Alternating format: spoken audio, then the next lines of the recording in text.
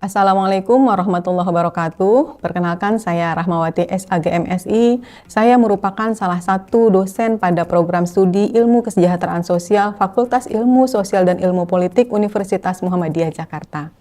Pada kesempatan ini, saya akan menyampaikan pernyataan diri dosen dalam unjuk kerja Tridharma Perguruan Tinggi, khususnya dalam bidang pengajaran pada mata kuliah modifikasi perilaku.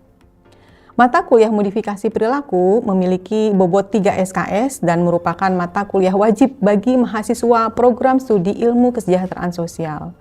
Mata kuliah ini diberikan pada semester 4 dan terdiri dari 16 kali pertemuan, yang terdiri dari 14 kali pertemuan pembelajaran, ujian tengah semester, dan ujian akhir semester. Dalam mata kuliah ini terdapat 4 CPMK atau capaian pembelajaran mata kuliah.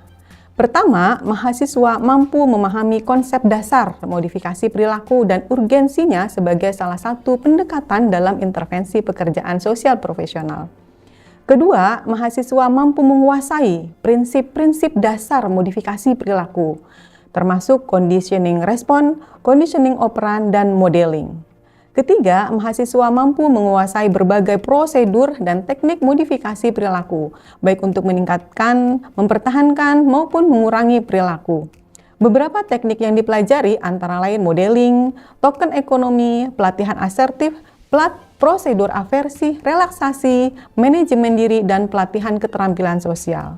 Keempat, mahasiswa mampu merancang dan melaksanakan intervensi perubahan perilaku dengan menggunakan teknik-teknik modifikasi perilaku pada individu atau keluarga maupun kelompok. Nah, untuk mencapai CPMK tersebut, mahasiswa diharapkan mampu memahami konsep dasar modifikasi perilaku, membandingkan berbagai prinsip perilaku, menganalisis prosedur peningkatan dan pengurangan perilaku, memahami teknik-teknik modifikasi perilaku, menentukan tujuan perilaku dan baseline, serta menyusun rancangan intervensi dan praktiknya. Nah, pada tahap akhir, mahasiswa diharapkan mampu merancang dan mempraktikkan intervensi modifikasi perilaku pada individu, keluarga, maupun kelompok. Berdasarkan capaian pembelajaran tersebut, maka bahan kajian dalam mata kuliah ini meliputi beberapa topik utama, yaitu konsep dasar modifikasi perilaku, prinsip dasar perilaku yang meliputi conditioning response, conditioning operand, dan modeling, prosedur peningkatan dan pemeliharaan perilaku termasuk pengukuhan positif dan pengukuhan negatif, prosedur pengurangan dan penghapusan perilaku, serta berbagai teknik modifikasi perilaku seperti modeling, token ekonomi, pelatihan asertif, prosedur aversi, relaksasi, manajemen diri, dan pelatihan keterampilan sosial. Selain itu, mahasiswa juga mempelajari penentuan tujuan modifikasi perilaku, baseline, teknik pengukuran perilaku, serta praktik intervensi modifikasi perilaku. Dalam proses pembelajaran, saya menggunakan beberapa metode antara lain ceramah, diskusi, studi kasus, dan proyek tugas akhir. Adapun referensi utama yang digunakan adalah buku karya Edi Purwanta yang berjudul Modifikasi Perilaku, Alternatif Penanganan Anak Berkebutuhan Khusus, serta buku karya Martin Sandel dan Sandra Sandel yang berjudul Behavior Change in the Human Services, Behavioral and Cognitive Principle and Application. Untuk evaluasi pembelajaran, terdapat 3 bentuk outcome, yaitu outcome harian, outcome tengah semester, dan outcome akhir semester. Outcome harian berupa tugas-tugas yang berkaitan dengan setiap sub-CPMK. Ujian tengah semester mencakup materi sub-CPMK 1 sampai dengan sub-CPMK 5, sementara itu ujian akhir semester mencakup sub-CPMK 6 sampai dengan sub-CPMK 8, dan dilaksanakan dalam bentuk proyek praktek modifikasi perilaku. Dalam proyek ini, mahasiswa melakukan seluruh tahapan intervensi mulai dari asesmen, perencanaan, pelaksanaan, intervensi, monitoring, hingga evaluasi. Proyek tersebut dilakukan selama 1 bulan atau 30 hari. Adapun komponen penilaiannya terdiri atas presensi dan tugas sebesar 30%, ujian tengah semester sebesar 30%, dan ujian akhir semester sebesar 30%. Selanjutnya, saya akan menampilkan cuplikan video pembelajaran atau micro teaching pada mata kuliah modifikasi perilaku, khususnya untuk pertemuan keempat. Pada pertemuan ini, materi yang dibahas adalah prosedur peningkatan dan pemeliharaan perilaku. Dalam materi ini, mahasiswa mempelajari pengukuh positif seperti pemberian makanan, benda konkret, benda yang dapat ditukar, tindakan sosial, dan aktivitas. Selain itu, mahasiswa juga akan mempelajari pengukuh negatif, yaitu penghilangan beban, ketidaknyamanan, atau sesuatu yang tidak menyenangkan sebagai konsekuensi dari munculnya perilaku tertentu. Tidak hanya memahami konsepnya, mahasiswa juga diajak untuk menganalisis kelebihan dan kekurangan dari masing-masing teknik tersebut. Demikian pernyataan diri dosen dalam unjuk kerja Tridharma Perguruan Tinggi yang dapat saya sampaikan. Terima kasih atas perhatian Bapak Ibu. Wassalamualaikum warahmatullahi wabarakatuh. Selamat menyaksikan, semoga bermanfaat. Bismillahirrahmanirrahim. Assalamualaikum warahmatullahi wabarakatuh. Waalaikumsalam warahmatullahi wabarakatuh. Rabbi syrah li sadri wa yassir li amri wahlul 'uqdatam min lisani yafqahu qawli. Bagaimana kabarnya hari ini semua teman-teman? Alhamdulillah baik ya, alhamdulillah. Baik, pada siang hari ini kita akan belajar tentang prosedur peningkatan dan pemeliharaan tingkah laku pada mata kuliah modifikasi tingkah laku. Baik, sebelum kita memulai materi, kita buka dengan membaca basmalah. Bismillahirrahmanirrahim. Baik teman-teman, seperti biasa kita akan baca surah Al-Quran ya, juz amma. Yang hari ini kita akan membaca surah Al-Kautsar ya. Silahkan bisa dibuka surah Al-Kautsar. Bismillahirrahmanirrahim. Inna a'tainakal kautsar fasholli li rabbika wanhar. Inna syani'aka huwal abtar. Shadaqallahul azim. Baik teman-teman, kita mulai materi. Sudah siap? Siap. Baik, tentang prosedur peningkatan dan pemeliharaan tingkah laku. Ya, tentu modifikasi perilaku adalah salah satu mata kuliah yang sangat menarik. Kenapa? Karena memang itu berbicara masalah perilaku kita, perilaku manusia. Kok bisa ada perilaku yang sopan, yang jujur, ada juga perilaku yang maladaptif ya, sebagai pembohong, kemudian melakukan pembunuhan, bahkan korupsi dan seterusnya. Nah, itu sebenarnya bisa dianalisis dengan menggunakan modifikasi perilaku. Nah, ini kalau kita review ke belakang ya, teman-teman mudah-mudahan masih ingat nih ya. Jadi perilaku kita semua itu sebenarnya dibentuk oleh 3 teori ini ya. Yang pertama adalah conditioning response, kemudian conditioning operand dan modeling. Nah, minggu lalu kita sudah belajar tentang conditioning response ya. Conditioning response itu apa? Conditioning emotional response. Masih ingat atau tidak? Masih ya, masih dong, baru seminggu loh. Ya, jadi conditioning respon yang kita inginkan tuh seperti apa. Jadi kita bisa mengkondisikan ya, ini kalau mau respon orang lain supaya suka ini diapakan. Nah, itu kita bisa kondisikan. Mungkin di sini ada yang bisa memberikan contoh? Iya, Nur.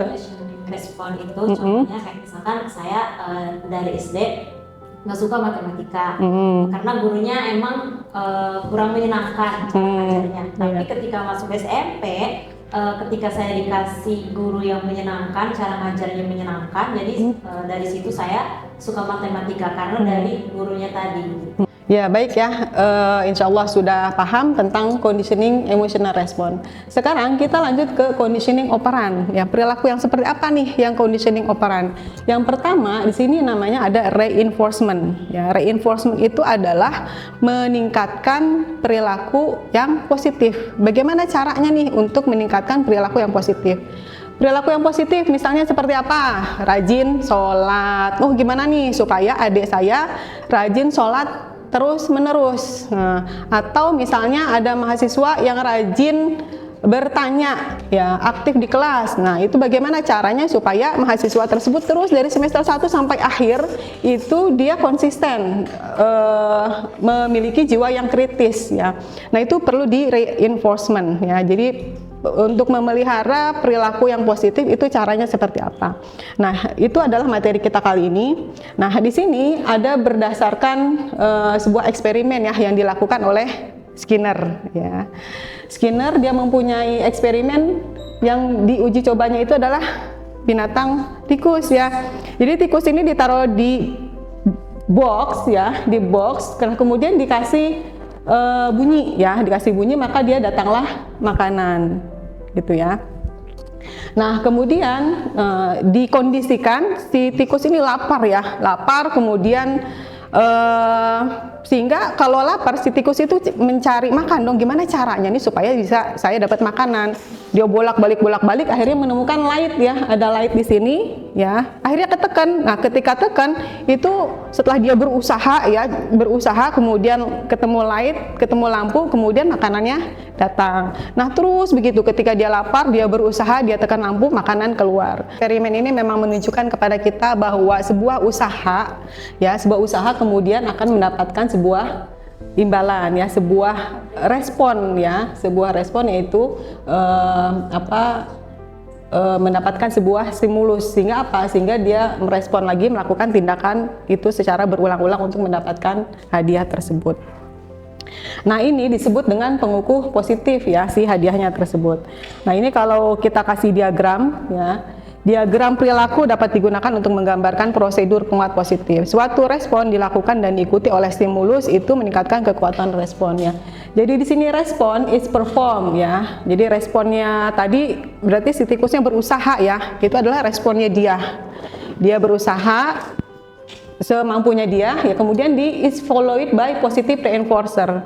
Nah, kemudian dikasih makanan oleh siapa? Ya oleh pelatihnya ya.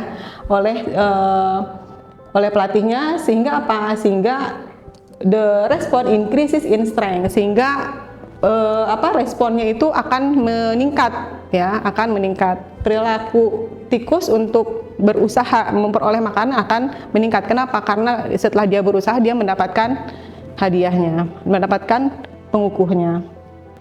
Nah ini prinsip-prinsip prosedur pengukuhan positif ya. Yang pertama, kita perlu menyeleksi perilaku yang akan ditingkatkan. Jadi kan nggak semua orang itu memiliki perilaku yang negatif kan, tidak semua perilaku yang positif kan. Nah kira-kira perilaku apa nih yang kita mau tingkatkan? Nah, misalnya perilaku sholatnya ya, sholat sehari 5 kali ya, misalnya ada adik sehari sholat 5 kali. Nah itu perilakunya sudah bagus ya, maka kita perlu kukuhkan supaya dia tetap sholat sehari 5 kali ya.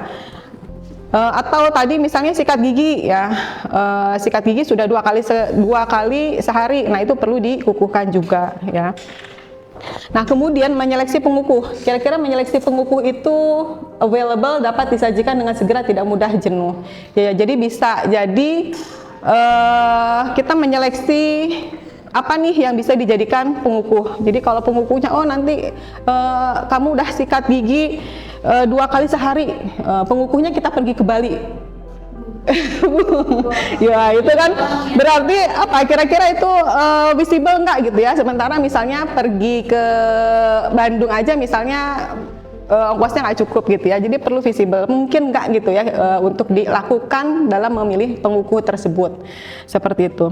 Nah kemudian menggunakan pengukuh positif ya, jadi untuk meningkatkan atau memelihara perilaku yang positif kita bisa menggunakan pengukuh positif, menceritakan kepada individu tentang rencana latihan dimulai. Jadi perlu ada sounding dulu, dikasih tahu ini adalah untuk meningkatkan perilaku yang positif, kemudian memberi pengukuh dengan segera, jadi nggak ditunda-tunda ya, jadi direct ya, menjelaskan perilaku yang diinginkan ketika pengukuh diberikan ya. Jadi teman-teman kayak tadi misalnya, terima kasih ya atas kuenya, jadi ya terima kasih. Nah terima kasih itu kan nggak jelas, so kita harus explain ya terima kasihnya itu dalam rangka apa gitu. Atau misalnya kamu ngasih uang 5.000 kan nggak ada maknanya, tapi ini karena kamu sikat gigi rajin maka saya kasih uang 5.000 gitu ya. Jadi pengukuhnya itu bermakna dan dia pun ngerti, ya karena tadi saya sikat gigi, karena tadi saya memberi kue, karena saya memakai baju gamis gitu ya. Jadi itu harus dijelaskan supaya paham apa yang dimaksud dari pengukuh tersebut. Menggunakan banyak pujian dan kontak fisik ya, bisa jadi misalnya assalamualaikum dengan salaman, ya terima kasih, makasih banyak gitu ya. Nah itu bisa dengan kontak fisik serta pujian. Oke, sekarang kita lanjut penjelasan prosedur pengukuh positif yang berikutnya. Nah, faktor-faktor apa sih yang mempengaruhi efektivitas penguat tersebut? Nah, yang pertama itu harus coming soon. Coming soon itu artinya harus segera, ya. Harus segera. Kayak Piala Dunia kan, selesai Piala Dunia hadiahnya nunggu sebulan atau langsung saat itu juga? Langsung kan, langsung kasih trofinya kan. Pesta di situ bareng-bareng itu namanya langsung, ya. Begitu juga misalnya kalau teman-teman mendapat dikasih hadiah misalnya ya, ucapan terima kasihnya nunggu 1 bulan atau langsung? Langsung. Oh ya Allah Zahra makasih banyak hadiahnya gitu kan, pasti kan oh iya alhamdulillah jazakillah khair. Nah itu kan itu direct ya, nggak nunggu terima kasih misalnya nanti nunggu sebulan saya baru ngucapin terima kasih, enggak gitu. Atau misalnya tadi sikat gigi nanti aja deh saya mau ngasih hadiahnya nanti sebulan kemudian. Nah itu kurang efektif ya, makanya harus dikasihnya soon ya, segera. Jadi segera selesai dia melakukan perilaku yang positif ya, tindakan yang positif, maka harus segera diberikan seperti itu. Ya, kemudian apalagi? Nah, kemudian kekurangan dan kekenyangan. Kita mesti melihat juga konteksnya, kira-kira kalau udah pada kenyang, kalau dikasih pengukuhnya itu berupa makanan, kira-kira akan efektif nggak? Tidak ya, kenapa? Karena mungkin bisa jadi barangnya jadi makanannya jadi mubazir. Mungkin bisa dikasih alternatif yang lain. Misalnya apa? Misalnya bisa berupa voucher gitu kan ya, atau misalnya ice cream gitu yang tidak berat. Jadi perlu disesuaikan dengan kondisi saat pemberian pengukuh positifnya. Nah, kemudian ukuran jumlah dan jenis muat ya. Nah, ukurannya juga perlu dilihat ya jumlahnya. Nah, misalnya kalau di sini permen, mungkin kalau anak-anak masih suka permen ya. Kalian masih suka permen nggak? Masih. Oh, masih juga. Gitu ya. Jadi perlu dilihat ya, perlu dilihat jenis penguatnya apa ya. Mungkin kalau yang sudah tua ya nggak suka lagi permen karena sudah banyak isu tuh, ada diabetes gitu kan ya. Kemudian isu sakit gigi ya. Jadi perlu dilihat subjek yang diberikan pengukuh tersebut. Nah, baik, berikutnya tentu kita akan berpikir kira-kira apa ya penguat positif apa yang kira-kira cocok ya buat si klien, misalnya buat si adik ya yang sebagai objek untuk dirubah perilakunya. Kan kita perlu tahu ya supaya apa, supaya efektif. Nah, itu ada beberapa cara yang kita bisa lakukan. Yang pertama, amati apa yang dilakukan individu ketika diperbolehkan memilih suatu aktivitas. Jadi misalnya mungkin kalau sekarang tuh kan sukanya kopi ya. Nah, ada kopi kenangan, kopi tuku, kopi hore, kira-kira dari 3 itu, kira-kira ini dia sukanya kemana nih gitu ya. Nah, kita bisa lihat, kayaknya dia lebih senang kopi tuku deh gitu ya. Nah, maka bisa jadi pengukuhnya adalah kopi tuku, karena kalau misalnya dikasih kopi kenangan mungkin akan kurang efektif ya. Jadi bisa juga, ini hobinya kayaknya memasak deh gitu ya. Jadi bisa jadi dikasih alat masak, bukan alat sepak bola ya, olahraga ya. Jadi bisa dilihat nih ya, diobservasi kira-kira dia hobinya itu apa ya. Nah, kemudian berikutnya adalah tanyakan pada individu apa yang berfungsi sebagai penguat positif dalam aktivitas tersebut masa lalu. Dek, kalau kamu ranking 1 nih, kira-kira kamu mau dikasih hadiah apa? HP Bu, iPad Bu ya. Nah, itu bisa ditanya ya. Kita bisa bertanya secara langsung, kira-kira apa yang dia inginkan gitu ya. Atau misalnya self reward aja, self rewardnya itu berupa makanan, misalnya GoFood ya. Kayaknya kalau iPad mah belum, nanti kalau adik misalnya sudah dapat kuliah di Oxford lah baru dikasih HP baru misalnya gitu ya. Jadi tergantung sama effortnya dia ya. Jadi poinnya adalah bisa ditanyakan secara langsung supaya ya efektif tadi itu ya. Jadi dia termotivasi untuk mendapatkan apa yang diinginkan, dan dia termotivasi untuk melakukan sebuah usaha. Nah, kemudian yang ketiga itu bisa juga meminta individu tersebut menyelesaikan survei penguatan ya. Jadi bisa teman-teman bikin survei kecil gitu ya. Kira-kira dia pilih apa nih ya untuk dijadikan sebagai penguat positifnya. Nah, sekarang jenis pengukuh positif yang efektif itu apa aja? Nah, di sini ada beberapa alternatif yang teman-teman bisa terapkan nanti ketika mau memodifikasi perilaku. Yang pertama itu bisa berupa makanan. ya. Makanan. Bukan MBG ya. Makanan bisa apa aja ya. Makanan itu apa aja ya. Makanan bisa apa? Sate Padang, nasi Padang, Soto Padang. soto Padang. Ya, jadi bisa makanan, pokoknya makanan ya. Tadi bisa jadi kita lihat observasi dia makanannya sukanya apa, ya kan? Oh, kalau sukanya coklat bisa dikasih coklat, sukanya kopi, minuman ya itu ya. Sukanya apa pizza misalnya, burger ya, itu bisa dikasih sebagai pengukur positif. Nah, kemudian yang kedua benda konkret. Nah, benda konkret ini tadi misalnya disebut HP katanya gitu ya. Kemudian bisa apa? Bisa boneka, ya ini contoh realnya boneka ya kan, atau misalnya berupa apa pouch ya, dompet-dompetan, atau kalau perempuan itu sukanya apa? Make up, make up apa tuh lipstick gitu ya. Kalau laki-laki sukanya apa? Benda konkret, Lintang. Kalau laki-laki sukanya apa dikasih benda konkret? Benda mobil. Mobil-mobilan.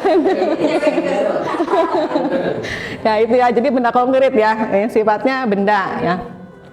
Nah, kemudian yang bisa juga itu benda yang dapat ditukar. Nah, kalau teman-teman pergi ke Indomaret kan sering mendapatkan voucher ya, voucher. Nah, itu kan vouchernya kecil. Nah, itu nggak berharga, tapi akan berharga ketika dikumpulkan misalnya sudah dapat 20. Nah, akan dapat beras, gula 1 kilo misalnya, ya kan? Nah, itu benda yang dapat ditukar teman-teman. Sekali belanja 100.000 dapat 1 voucher ya kan, 200.000 dapat 2 voucher. Nah, ketika belanja 1 juta dapat berapa? 10 ya. Nah, itu sudah bisa belanja apa. Nah, itu bisa benda yang dapat ditukar. Nah, kemudian aktivitas atau acara. Nah, ini bisa sifatnya itu healing ya. Healing kemana? Mau ke Pangandaran, Bandung, atau mau ke Parung, Situ Gintung. Ya, ke Situ Gintung misalnya. Ya, pokoknya healing ya kemana ya, misalnya, atau ke Ragunan ya. Atau mau misalnya ke Singapura ya boleh juga lah. Atau mau ke Kanada sana boleh. Ya. Nah, jadi itu bisa sifatnya. Oh, kalau kamu misalnya IPK-nya 4 nanti lulus, ya, nanti kita jalan-jalan ke Mekah umroh, Masya Allah. Gitu ya, jadi sifatnya bisa seperti itu ya. Makanya IPK-nya harus 4 ya, dapat hadiah umroh dari dari orang tua misalnya ya. Yang terakhir adalah tindakan sosial ya. Tindakan sosial itu wah kamu hari ini ceria sekali, ya itu bisa. Wah kamu baik sekali, ya. Atau wah kamu apa misalnya cantik, ya. Atau wangi, rapi, ya. Nah itu sifatnya pujian-pujian atau tadi terima kasih gitu ya. Nah itu sifatnya adalah pujian. Jadi kalau misalnya seseorang melakukan effort, ya, nah itu ucapkan say thank you for apa ya gitu. Jadi jangan sampai lupa ya untuk mengatakan thank you. Itu adalah bentuk pengukur positif ya, artinya oh yang ucapan terima kasih. Atau misalnya yang ada apa ulang tahun ya, mungkin dia jadi teman baik ya, itu juga bagus untuk mengucapkan happy birthday ya, seperti itu. Oke teman-teman nih, dari 1, 2, 3, 4, 5 dari 5 pengukur positif ini kira-kira urutan yang pertama apa yang paling efektif? Pertama apa? Pujian? Pujian. Nah, siapa yang kenapa pujian? Ya, Gadis. Menurut saya tindakan yang pertama itu pujian. Kenapa? Karena itu hal yang paling mudah kita lakukan pertama, dan yang kedua itu pujian itu membuat kita lebih percaya diri. Misal kayak kita diberi pujian sama orang, kamu hari ini cantik banget, itu membuat kita lebih percaya diri di esok-esokannya. Ya baik, makasih Gadis ya. Gadis punya pendapat bahwa yang paling efektif itu adalah pujian ya, karena tadi bisa membuat seseorang menjadi percaya diri. Baik, mungkin dari teman-teman ada yang punya pendapat lain dari 5 ini yang paling efektif? Saya. Oh iya, silakan Deninda. Kalau menurut saya itu yang paling efektif itu aktivitas atau acara Bu. Jadi itu kalau misalkan ada yang pekerja gitu stres akibat ada kerjaannya yang sangat banyak gitu menumpuk, dan juga untuk yang mahasiswa akhir yang sedang menjalani skripsi juga pasti kan stres dengan yang mereka kerjakan skripsinya itu. Nah, mereka itu butuh healing Bu ternyata. Nah, biar stresnya agak hilang dikit itu mereka butuh healing, kayak pergi ke tempat yang mereka sukai, wisata alam, pantai ataupun naik gunung gitu Bu, untuk mengurangi stresnya. Ya, baik, makasih Deninda ya atas pendapatnya healing ya. Jadi healing ini memang nggak hanya anak muda ya, orang tua termasuk juga lansia ya, itu sangat senang kalau diajak healing ya. Jadi healing bisa jadi untuk pengukuh positif, nggak mesti yang jauh-jauh, yang deket-deket juga bisa ya, kayak misalnya makan di restoran ya, itu juga bisa sebagai aktivitas atau acara sebagai pengukuh positif. Baik, satu lagi ada yang ngasih pendapat? Ya, silakan Revala. Menurut saya yang paling efektif adalah makanan. Bagi Gen Z yang lagi menjaga pola makan, dia punya lifestyle yang bagus gitu ya. Salah satu makanan yang paling dihindari adalah mie instan. Nah, ketika saya akan melaksanakan ujian atau ada sesuatu yang harus dikerjakan, maka target pertama ketika telah selesai mengerjakan hal tersebut, saya harus makan mie. Karena milah saya Self reward. maka dari itu setelah melaksanakan hal yang sudah selesai, maka saya akan makan mie itu, karena menurut saya makanan adalah hal yang membahagiakan. Selain ini juga coklat, karena itu menambah kebahagiaan tersendiri. Oke, baik teman-teman, nanti ada tugas ya, teman-teman nanti silahkan dibuat di rumah untuk menganalisis ya, menganalisis kelebihan dan kekurangan dari setiap pengukuh positif ini. Dari makanan, kelebihannya misalnya mudah dicari ya, kekurangannya misalnya cepat hilang misalnya ya, karena udah selesai ya udah gitu ya. Nah, kemudian benda konkret apa misalnya tahan lama. Nah, itu tolong nanti dibuat kelebihan dan kekurangannya dalam bentuk tugas, dikumpulkan minggu depan ya. Nanti saya akan kasih G-form untuk teman-teman isi. Oke, bisa dipahami tugasnya ya? Nah, terakhir nih teman-teman ya, kita ada pengukuh negatif. Kalau tadi kan pengukuh positif ya, pengukuh positif kita dengan cara memberikan sesuatu ya, atau dikasih stimulus supaya apa? Supaya perilakunya itu berlanjut seperti itu. Nah, sekarang pengukuh negatif itu juga untuk meningkatkan perilaku yang positif, tapi diberikan pengukuh negatif. Maksudnya gimana? Maksudnya adalah hal-hal yang dia tidak suka itu kita tarik. Biasanya misalnya ini makanan, misalnya dia nggak suka makan ya. Nah, kamu nggak suka makan. Nah, sekarang karena dia sudah rajin makan, nggak usah ngomel lagi ibunya. Kenapa? Karena si anak sudah rajin makan gitu ya. Atau misalnya Zahra itu biasanya tugasnya mencuci piring. Nah, karena sekarang Zahra itu sudah jadi good girl ya, bangunnya subuh ya, kemudian kuliahnya rajin ya. Nah, kemudian juga sopan gitu ya, maka Zahra dibebaskan dari tugas mencuci piring setiap pagi, tapi sore tetap mencuci piring ya. Gitu ya. Jadi ada pengurangan yang dia tidak sukai. Kayak tadi ngomel udah nggak ngomel, asalnya dia harus mencuci piring, sekarang sudah tidak lagi diwajibkan untuk mencuci piring. Kenapa? Karena Zahra sudah bangun pagi, misalnya seperti itu. Oke ya, jadi